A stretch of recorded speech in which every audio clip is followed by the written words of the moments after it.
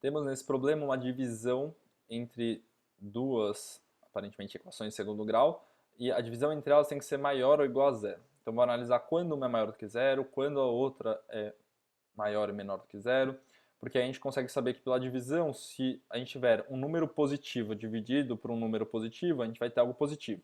Negativo com negativo, a gente teria algo positivo, e positivo com negativo, ou vice-versa, a gente teria algo negativo. A preocupação que eu tenho que ter é que essa parte aqui nunca pode ser igual a zero, tá?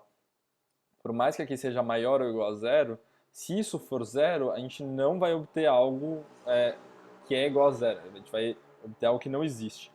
Então, se por acaso x ao quadrado menos x menos 2, isso tem que ser diferente de zero. Tá? Então, estou escrevendo aí, x ao quadrado menos x menos 2 tem que ser diferente de zero, para a gente não esquecer na hora de definir a solução que qualquer valor de x que torna isso igual a zero tem que estar excluído. Então, vamos lá para a primeira situação. Vou analisar as raízes, que são os pontos em que essa primeira parte muda de positivo para negativo ou vice-versa.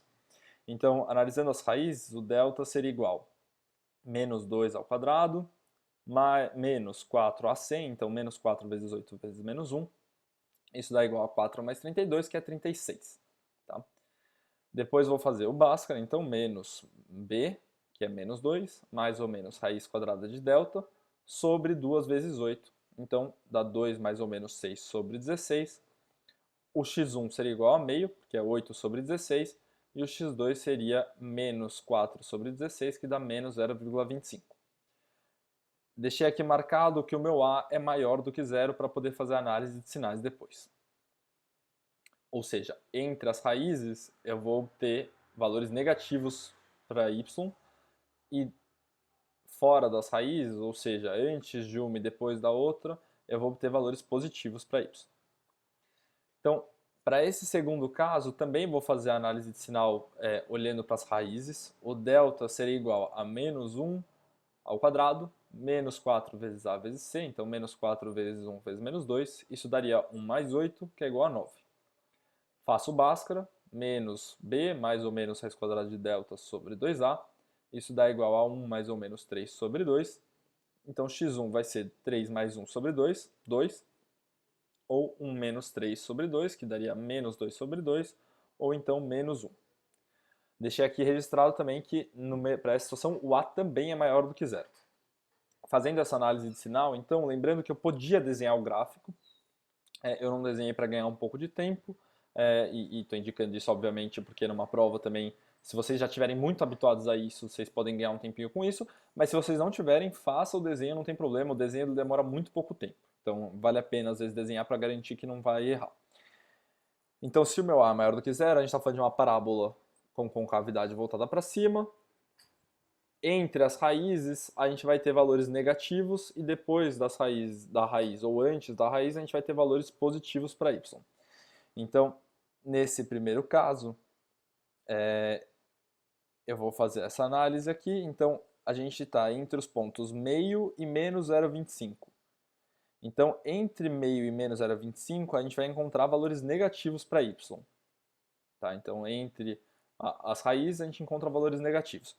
Depois de meio ou antes de menos 0,25, a gente vai encontrar valores positivos.